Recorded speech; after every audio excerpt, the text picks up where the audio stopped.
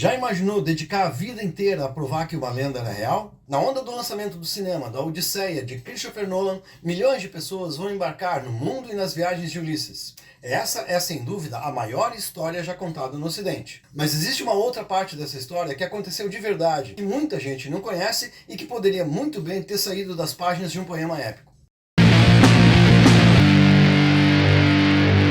Durante séculos, ninguém achava que a cidade de Troia tivesse realmente existido. Assim como a guerra entre gregos e troianos, Troia era entendida como tendo uma existência mitológica, numa obra-prima da literatura, nada além disso. Só que um homem se recusou a aceitar essa ideia e decidiu provar que todos estavam errados. Seu nome era Heinrich Schliemann.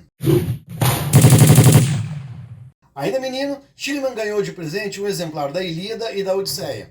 Daquelas páginas brotaram uma paixão e uma obsessão. Onde todos enxergavam apenas fantasia, ele acreditou que Homero estava descrevendo um lugar real. E fez uma promessa: um dia encontraria Troia. Tá bom, essa história foi contada pelo próprio Schliemann e os historiadores acham que ele falou isso provavelmente para deixar a sua biografia mais interessante. Mas o que ninguém contesta é que ele jamais abandonou esse sonho. Heinrich Schliemann nasceu em 1822, na Alemanha. Na vida adulta se tornou um empresário de sucesso e com isso fez fortuna. Aprendeu idiomas, negociou pelo mundo e acumulou uma riqueza que lhe permitiu viver sem preocupações pelo resto da vida. Mas enquanto acumulava dinheiro, alimentava outro projeto, o sonho de encontrar Troia. Quando finalmente abandonou os negócios, fez algo que poucos teriam coragem de fazer. Passou a estudar obsessivamente tudo o que pudesse indicar onde ficaria a cidade perdida. Leu e releu a Ilíada como se fosse um mapa, comparou cada descrição de rios, montanhas, planícies e distâncias, consultou relatos de viajantes da antiguidade, estudou mapas antigos e modernos. Visitou todos os lugares que já haviam sido apontados como a possível localização de Troia. E pouco a pouco começou a desconfiar que talvez todo mundo estivesse procurando no lugar errado. Enquanto a maioria dos estudiosos acreditava que Homero havia inventado o cenário de sua história,